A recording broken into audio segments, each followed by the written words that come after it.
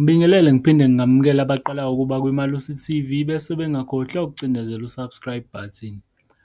In the past few months, I have held several meetings with leaders of our people across the spectrum, including about 10 registered progressive political parties, with the aim of fostering a much-needed unity of the historically oppressed and dispossessed in South Africa. We are also discussing the formation of a patriotic front and a voting bloc after the people's victory in 2024 election. Yes. To pursue we also discussing the formation of a patriotic front and a voting bloc after the people's victory in the 2024 election to pursue a minimum consensus program of no more than 10 points of agreement to get us out of the present crisis, which is in the process of being formulated.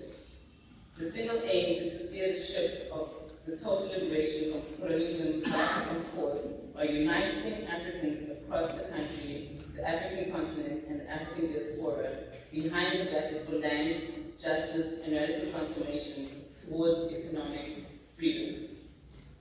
There can never be reconciliation without socio-economic justice and equality.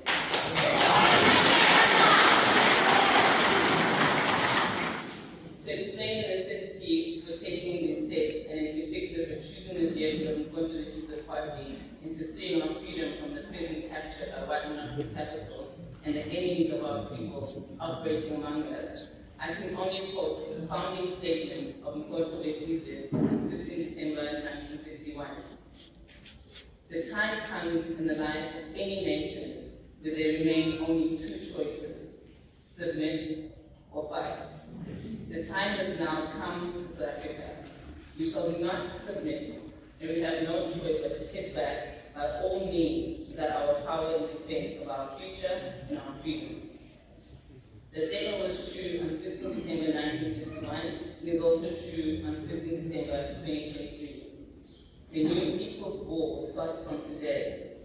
The only crucial difference is that instead of the bullets, this time we will use the ballots. This was made possible by the supreme sacrifices made by many freedom fighters in the past 400 years, in the years of resistance across the Indian breadth of this land, starting with the heroism of Khoisan leader David Stearns, and culminating in the democratic breakthrough of 1994. Throughout that history, our people and their leaders were prepared for any consequences of the pursuit of freedom, including death itself.